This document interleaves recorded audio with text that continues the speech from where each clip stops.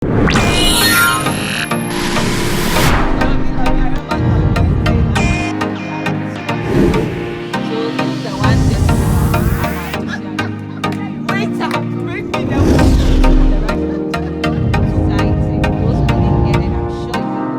OnyxShow. Hi viewers, you're welcome to the OnyxShow. We are so excited to have you with us today as well. We know you enjoyed belovedism and we enjoyed it as well. We couldn't stop talking about it. And we received so many comments and questions from you. You'll be hearing from us as the time goes on. It's another time and another episode with a new series. In this series, we are talking about Christian dating and romance. When the youth hear romance, so many things go through our heads, and I'm sure you are trying to get your ice cream and chips to be able to get stuck behind your screens to enjoy this discussion as well. And we are hoping that by the time we are done, we can all learn a thing or two to help make our lives better, our relationships and marriage also better. With me here, I have Alex, Collins, and Victoria to do the discussions with me, Adele. And let's go for a quick break. We'll be back. The OnyxShow.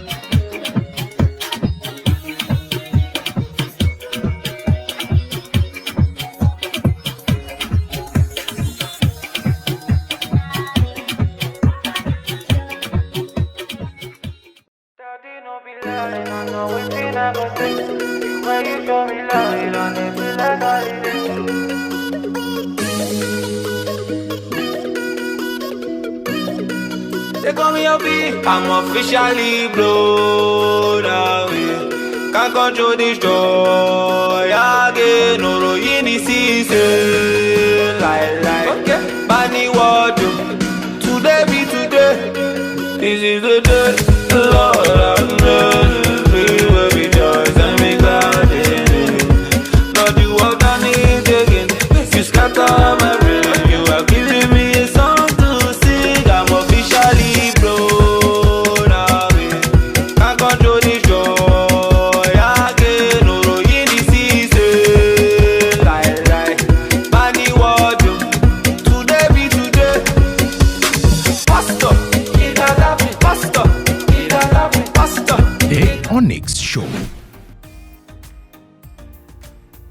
Welcome back.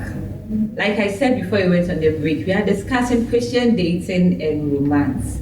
What at all are Christians doing in dating? Because dating is almost like a worldly phenomenon. But from the belovedism series, I'm sure you heard a few. But we still want to brush on that. Are Christians even allowed to be dating? Alex, let's start with you. Okay, so just like I said under belovedism, I think that yes, Christians must be allowed to date. Once Apostle Paul said that if you cannot stand immorality, because of immorality, we have to marry. And as far as Christians will marry, they need to enter a relationship of getting to know one another, a relationship of planning and preparing for marriage. So dating or belovedism is important for a Christian couple, a Christian singles preparing to get married.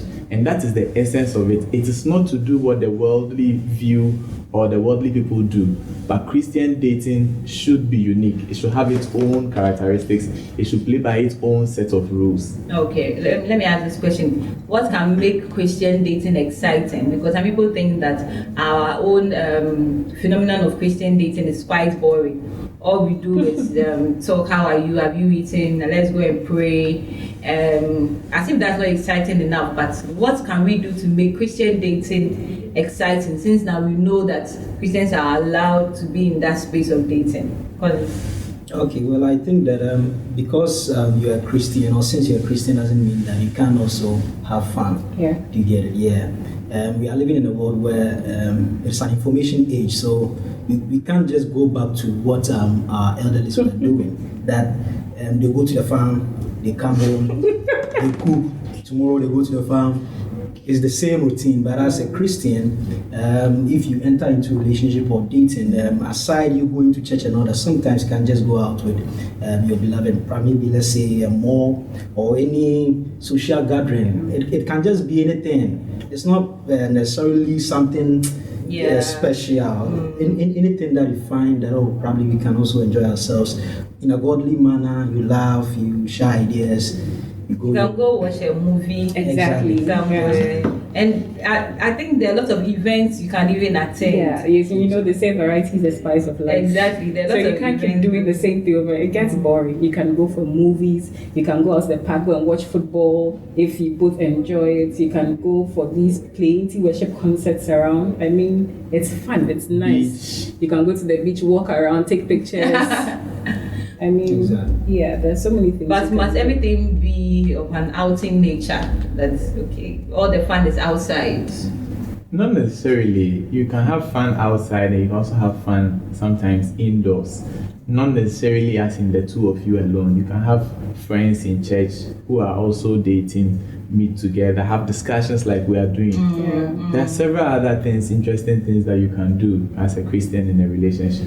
Yeah, and when you mentioned that, I remember that a few years back, there was this group that we formed. A couple of friends came together. We formed it with our beloveds. Yeah. And you have to get your beloved to be part of the group. If not, you cannot be part. It's all because of the things that we were learning. Because sometimes we will meet as beloveds and have discussions, and you realize that, hey, this problem is not only me in my in my relationship. Someone who is facing the same problem. So that it's not now you're going to say we are not compatible. Yeah. It's a general problem. So for instance, if you have a problem with a man doing a particular thing, you hear all the other men saying the same thing. You don't go and leave your beloved because of that thing. You just know that it's a man thing. You may have to learn how to deal with it or even live with it. Now let's come to the issue of romance. What is romance? When you hear romance, what? Okay, let me ask of the perceptions first before we go into what actually it even is. So when you hear romance, what are some of the first things that come to your head? Rick? So the perceptions I've heard out there, mostly sex and intimacy. When people hear of romance, that's where our mind goes to. Any other inputs? Yeah, generally that's the worldview, sex, intimacy, and ladies have also developed, some ladies have also developed a new meaning of romance, not necessarily sex and intimacy, but a way of showing affection and being caring. So for instance, if a lady meets a guy and the guy doesn't show any courtesy to the lady, the guy doesn't do anything nice to the lady will say that this guy is not romantic.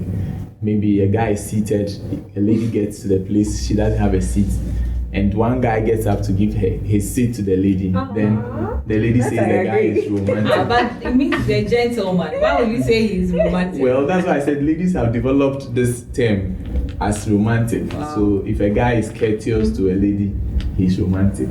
Okay, well, those are some of the first things that come to your mind. Yeah, well, so as my colleagues just said, sex and intimacy, that is how the world has branded the whole thing. Yeah, but it goes beyond that. But I think we will come we'll get there. Yeah, so I also, the first thing that comes to mind is those things that sometimes we don't qualify them to be deep things, like kissing, caressing, and sometimes some kinds of hugs.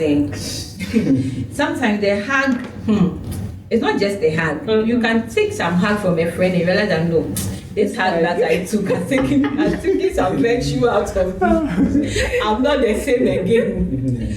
So those are some of the things that come to my mind. Someone will say, current, some people will say, chemistry, all of those things. But let's ride on those perceptions a little, and then we now come and define what exactly romance are.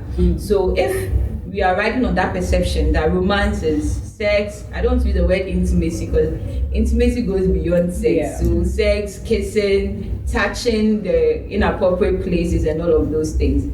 Are Christians in a dating relationship allowed to have any part of this? Maybe you can hug but you cannot kiss, or you can kiss but you cannot touch, or you can touch but you can't touch this place but you can touch this place. Can we bring our ideas, what we think or what is supposed to be as Christians? Okay, so the Lord's Prayer says that lead us not into temptation.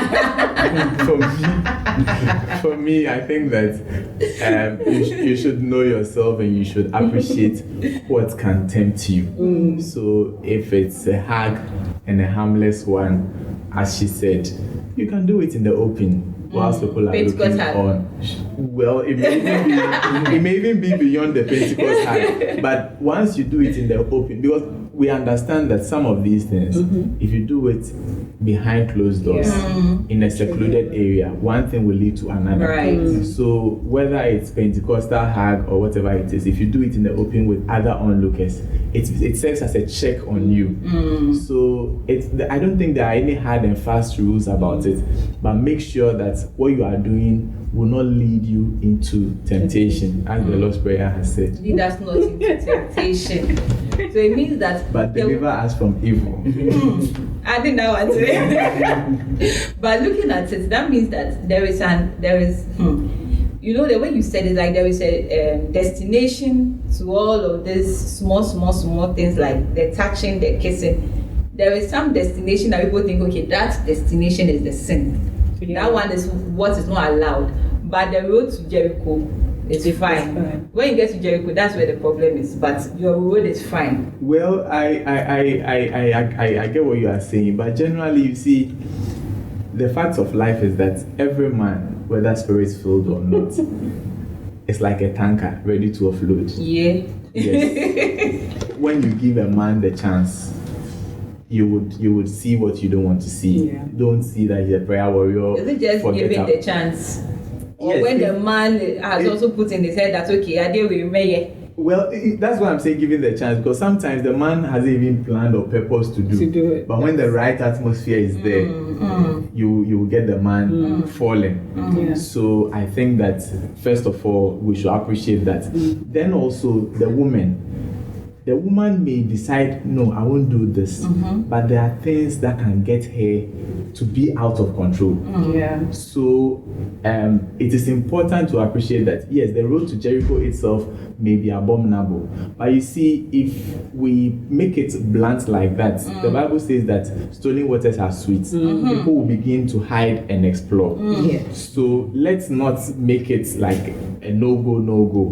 You are allowed, but do it in the open. Let's see what you are doing. Let's appreciate what you are doing so that there can be some guidance from people around, people who look on, rather than letting people think that it's a no-go area. Then they begin to try and explore and see what, like Eve did in the garden. God said this should not be taken. Why is he saying we shouldn't take? And then the devil will lead you into that temptation. Anyway, to add to that, I always say that I have seen and experienced that the very first touch, after that, the next meeting, that will not be the beginning. That will be the stepping stone. So you lay the foundation. So today was just a peg on not on the lips, so it was on the here, cheek. Not on the cheek. I don't know what this is called. very, very close to the lip. So then, the next time we meet, because the first time it was there and there was no problem. Okay, one of you may decide, okay, why not take it a little bit further and let's see what happens, and then you do it. Then the next time you meet, before you realize that become the full-blown Jericho you didn't want to go to, because you were thinking that the road to Jericho is not a sin. But then if, like you are saying, outside and all of those things, and then you also know yourself, and then you, as a Christian, the self-control, the fruit of the spirit of self-control. With all those things, we believe that. But there's a reason why the Bible said we should flee. I'll leave that for the pastor. The reason I was asking is that, Bible says that flee all sexual immorality. But it looks like now we talk more about the act of sex, and we are always saying that, when you are involved in this perception about romance, the eventual thing is what we are trying to avoid. So don't do it. Don't do it, no. The motivation there is because we want to avoid the eventual thing. So now people are saying, oh, then if I kiss and I don't do it, I'm fine. I'm not done. Oh, then okay, maybe we are going to get married in 2 weeks. So then we can kiss. Oh, then we can touch. It's not a sin because at the end of the day, we are not going to indulge in sex. That's why I was saying that we have to emphasize on the fact that we are fleeing from all sexual immorality. Exactly. Because anything that is connected to sex, when people are going to have sex, they don't just get up bang, then they go and have sex. Exactly. All the things that, all the small things, the kissing, the touching, it's a whole package. So you can't say that I've done one, I've left one, so at the end of the day I'm fine. Some people even orgasm at kissing. Yes. So you cannot say that because they've not done. It's sometimes even unpenetrative sex. It's not a penetration, but they will have sex anyway. Yes. But because It's it is all not in the mind. penetration, we feel that it is not a sin. Exactly. So I just want to give an analogy. Right. When you study Genesis, you realize that the time that Abraham and Lot, there were so many disputes and all that. The Bible says that Lot settled near Sodom. He wasn't in Sodom. Yes. But the next time that Abraham went, he was in Sodom. Yeah. So what is it telling us? Yeah. Some of these things, as Adele was saying, small peg, small this, small that, is going to lead to something. True. It's going to lead to something. So And you see, we train our conscience to allow our spirit to settle in for certain things. exactly. Let me just pause here. We want to take a short break. We'll be right back. The Onyx Show.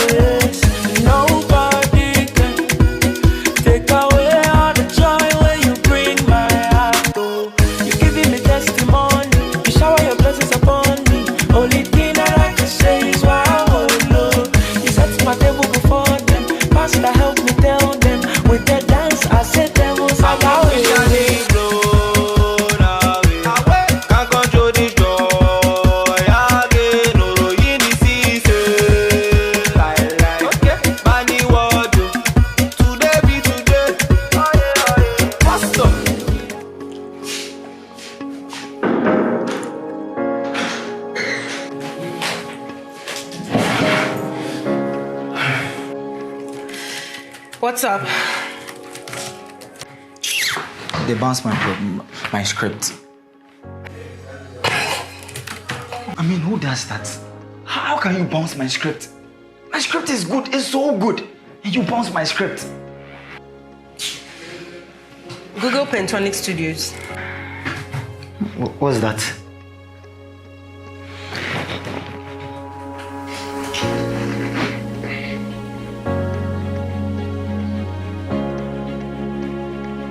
Wow.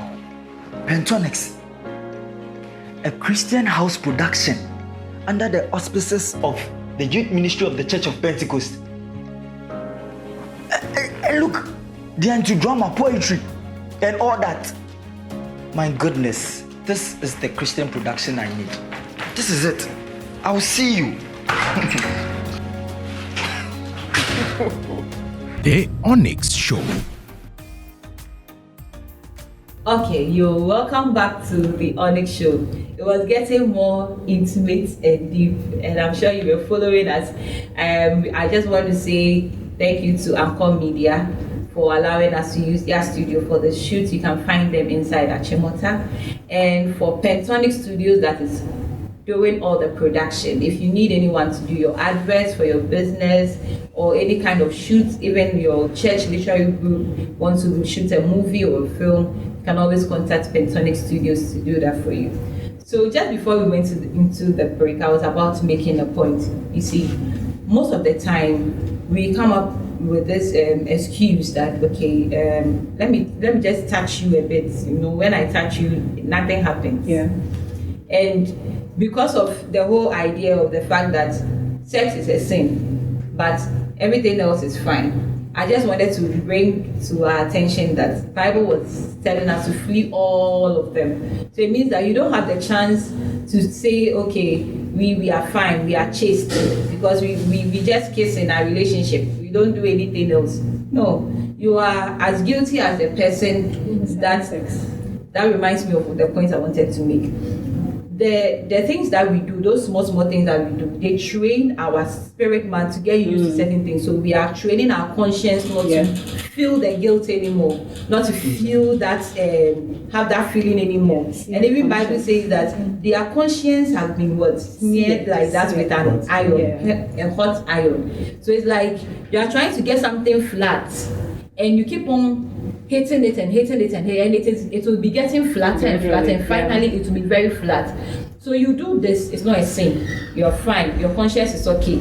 You do this, oh, it's not a sin, I didn't touch, then finally you find both of you in bed actually doing what you consider as the sin. When you end up with a person in sex for the first time, because you have been hitting your conscience and now the guilt is all over, you have almost kind of cornered the Holy Spirit inside you. So now the sex keeps on going and going and going, and you don't feel that there's anything wrong with it. And I just want us to discuss this point, this issue about being romantic. Maybe let's talk about what the actual thing about romance is supposed to be, other than what the world has made it look like. From the few definitions I read, it didn't even sound like a bad thing.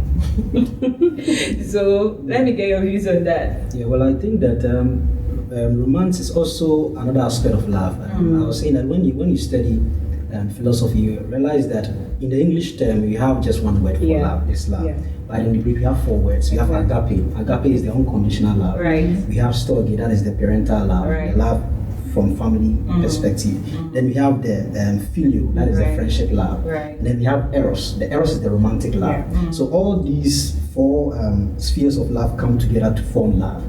Do you get it? Yeah. So when you talk about romance is just one aspect of the love.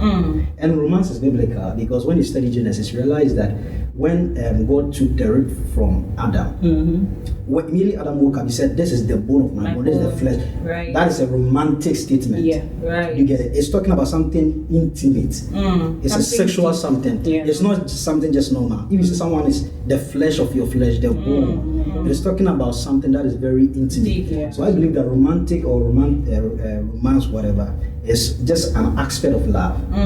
It's one aspect of love. So as we came through our family, our mother, our parents, they love us so much. That is the story love. And we have friends, as we gathered here, we are sharing ideas and all that. That is the friendship love. And we all believe in God. Right. God is unconditional to us. Do you get it? Right. So the only problem is the eros. That is the romantic love. That is where we find ourselves wanting. But when you study the biblical perspective, you realize that from 1 Corinthians 7:12, Paul says that due to sexual desires and all that, a man should have a woman, a man should have a man. So right from the onset, romantic or romance stems from marriage. Outside marriage, it's not romantic love, it's something else. So romantic love is something that is biblical, but we have placed it in the wrong context. Because of all the things that we are learning from Hollywood and all that. Exactly. Thank you. All the things we watch, and they all call those things romance. So at the end of the day, romance is all of those things in one. But from even what Collins has said, what I can pick from there is that if you're talking about you even being in love or loving somebody, all these things must come in. Because if you don't love the person as a friend, if you don't have that unconditional love towards the person, it will be very difficult to live with such a person, because the person will step on your toes every time, and you have to be forgiving every time. And if you don't really love that person like you say you love, you will not be able to forgive. Now, I just want us to just continue from where Collins ended. Just getting into the right frame of what romance is actually supposed to be. Maybe let's talk about exactly what romance is, like Collins has mentioned, the other side of a relationship that is not platonic, it's not a friendship, it's something that is supposed to end in a sexual relationship. But what are your takes on it as well?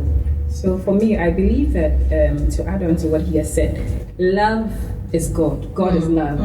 And so if we really want to understand love, we need to go back to Him. We shouldn't let the world teach us what they think love is, because they didn't invent it. We did. Right. I mean, our God did, and He bequeathed it to us. Right. And He gave us an example in coming to die for us on the cross. You get it? And that is love. And so now when we try to look at love in this day and age that we are in, people say that, oh, people are trying to spiritualize everything. You don't see that. No. But the point is that we have a manual that teaches us exactly how to go about it. Now we are talking about romance and everybody's thinking about sex. No. Like he said, he has broken it down for us, 4 stages of love, 4 different words that the English translates into love. As love. Now, which one of them are we supposed to be engaging in whilst we are dating or we are courting? We are going into marriage, but we are not there yet. Yes. There's a reason why the Bible says that the marriage bed is undefiled.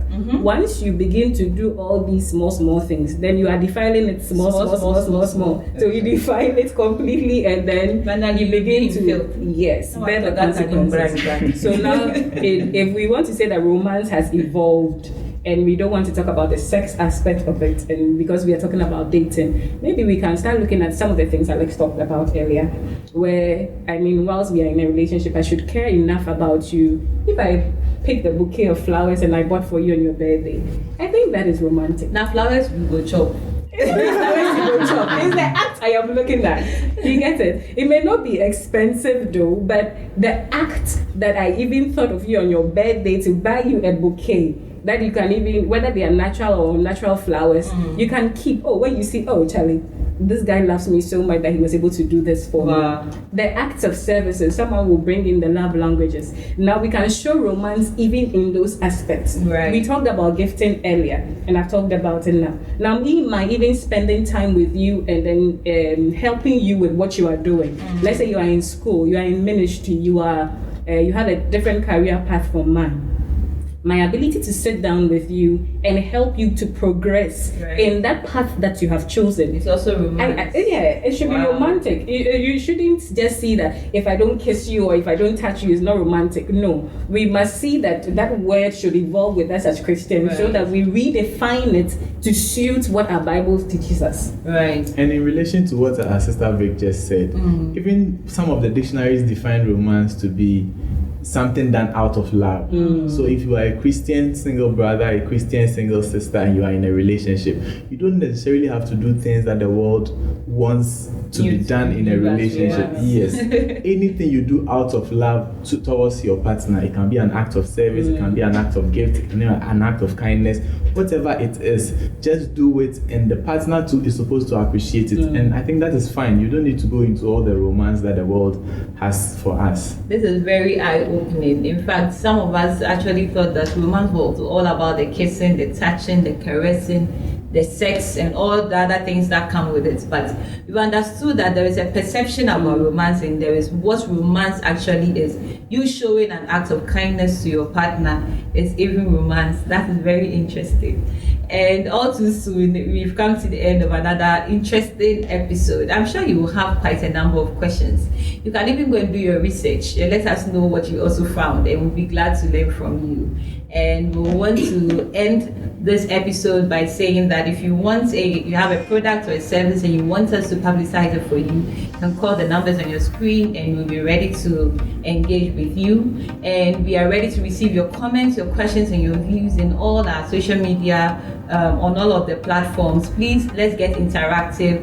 Talk to us. Let us know who your favorite host is and who you would even want to see on set. We are glad that you were able to spend your day with us, and we hope to see you the next time. So from us here, it's bye-bye. Bye.